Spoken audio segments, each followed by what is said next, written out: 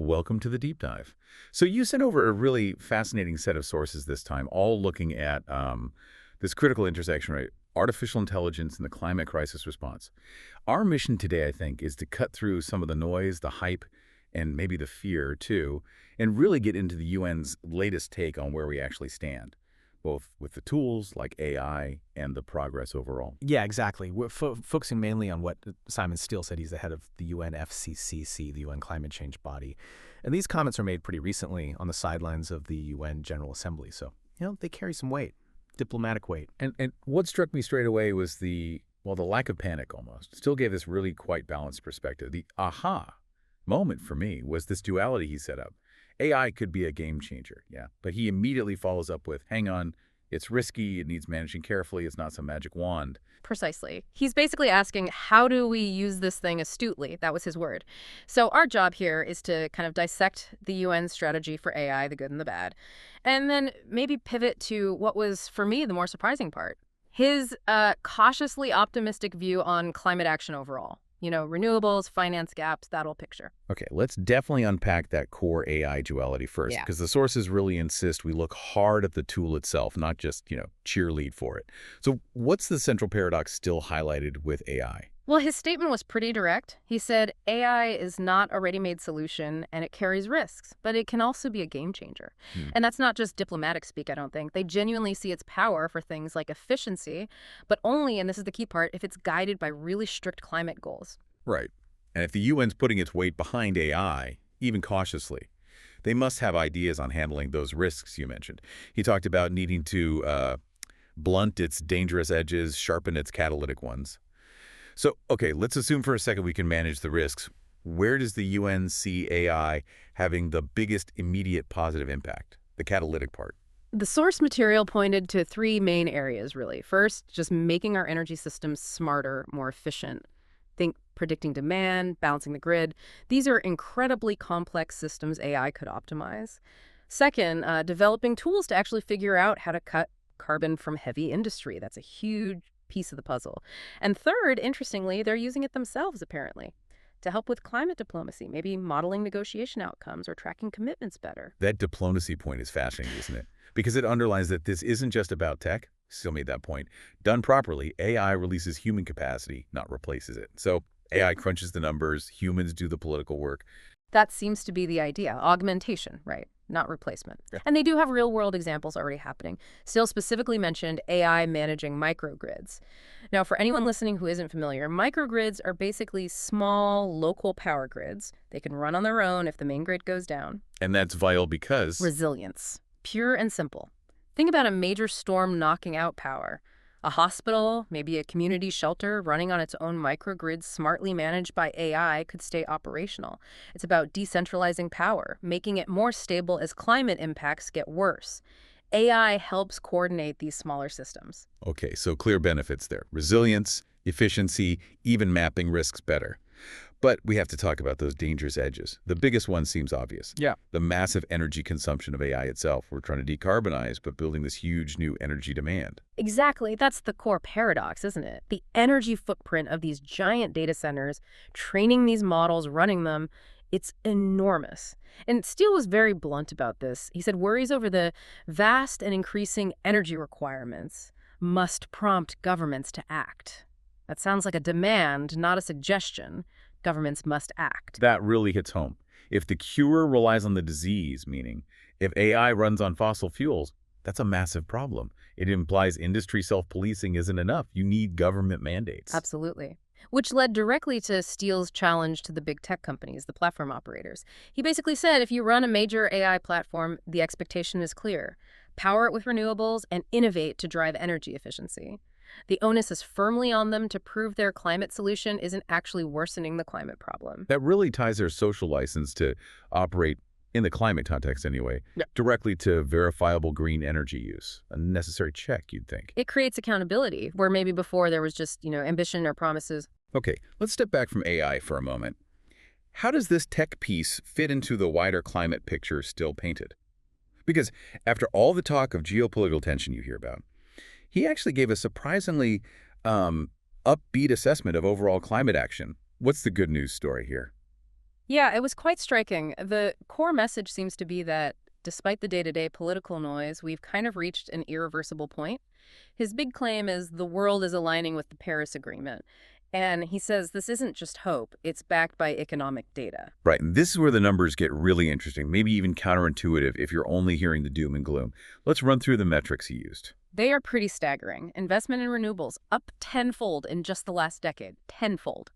And the total global investment in the clean energy transition hit, get this, $2 trillion last year alone. That's not marginal. That's a fundamental capital shift. And it's shifting because the economics now make sense, right? He stressed that over 90% of new renewable projects are cheaper than the cheapest new fossil fuel option.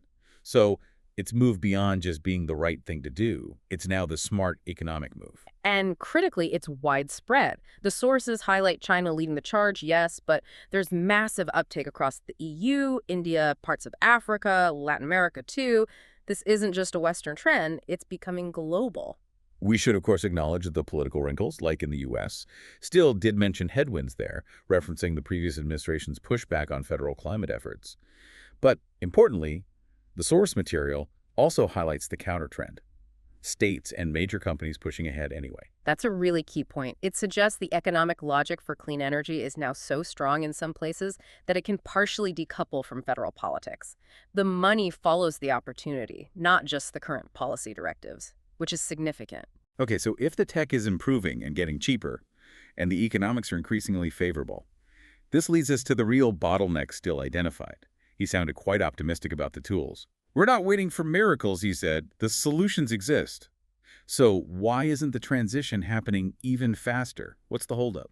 Finance, plain and simple. According to the UN view here, the main problem is getting the available capital flowing into the right kind of projects, specifically large-scale industrial decarbonization.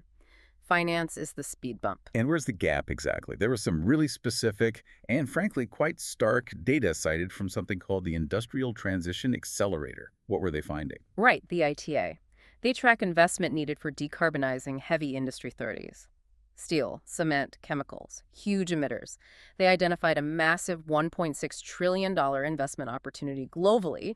This is based on tracking over 700 specific low-carbon industrial projects, things like green hydrogen plants, sustainable aviation fuel facilities that are basically ready to go, planned, developed, waiting for funding. 700 projects, ready to transform major industries. Oh. So what's the failure point? How many are actually getting the green light? This is the shocking part. Out of those 700-plus projects in the pipeline, only about 15 per year are actually securing the final investment needed to start construction. 15. 15 out of 700. Yeah. Annually. That's barely moving the needle. Yeah.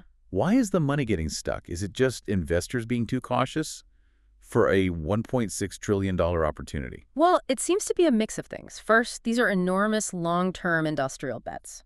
A green steel plant isn't a quick flip. It requires huge capital locked in for potentially decades. Traditional finance often prefers faster, more standardized returns. And second, investors crave certainty, regulatory certainty. They need confidence that governments won't suddenly change the rules or pull subsidies 5 years into a multi-billion-dollar project. Policy stability is key. And this connects back to the diplomacy timeline, doesn't it? Still mention the deadline for countries to submit their updated climate plans, the NDCs, out of the big COP30 summit in Brazil. Exactly. Those NDCs signal a country's commitment level, its policy direction. If major economies are slow to submit strong, updated NDCs, and the sources noted several big players like the EU, China, India, Russia, Saudi Arabia hadn't formally done so yet, that creates uncertainty. And uncertainty makes private finance hesitate. Why fund a giant green factory if you're unsure about the long-term policy support in that country? So diplomatic delays directly slow down industrial investment. Which brings it right back to the listener, potentially. Right. Still made that connection explicit, saying that while companies see the opportunity, the benefits of this low-carbon boom aren't really being sold in living rooms yet. That's the crucial link, isn't it? If those 700 industrial projects stall, the downstream benefits cheaper green materials for manufacturing, widespread clean energy jobs, they don't filter through the economy quickly. The boom stays uneven, as he put it. Good for corporate balance sheets, maybe, but not translating fast enough into lower bills or better opportunities for ordinary households. Okay, so let's try to synthesize. We've got AI as a powerful but energy-hungry tool needing careful regulation. We've got a massive, economically driven renewables boom happening globally. But the whole transition is being throttled by this bottleneck in financing the big industrial projects needed to decarbonize manufacturing. And that's partly linked to diplomatic and policy uncertainty. That sums it up pretty well. The key takeaway on AI, useful for efficiency, but its energy use demands regulation and renewable power sources. Mandatory. And yeah, more broadly, the tech and the money are largely pointing the right way now, but the financial plumbing isn't channeling investment into those critical industrial upgrades fast enough. That's the main drag slowing down the real-world benefits. And yet, despite those frustrations, the finance gaps, the climate impacts getting worse, the political headwinds he called naysayers, Stiell's final message seemed remarkably resolute. He insisted the world remains rock solid behind Paris. That's quite a statement. It is. It's a statement of, maybe, determined optimism, acknowledging the huge challenges but insisting the fundamental global commitment hasn't fractured. The system just needs to adapt fast to deliver the investment needed. Which leads us perfectly to a final thought for you, our listeners, to consider. If the technology, as Stiell says, is largely there and getting cheaper and the projects are identified, maybe the biggest challenge isn't invention anymore, it's implementation. Is the primary hurdle now really about redesigning finance, finding ways to unlock that $1.6 trillion, ensuring the benefits are shared more equitably, moving the boom from spreadsheets to actual living rooms? What systemic changes, maybe beyond just national climate plans, do we need to bridge that gap, and quickly?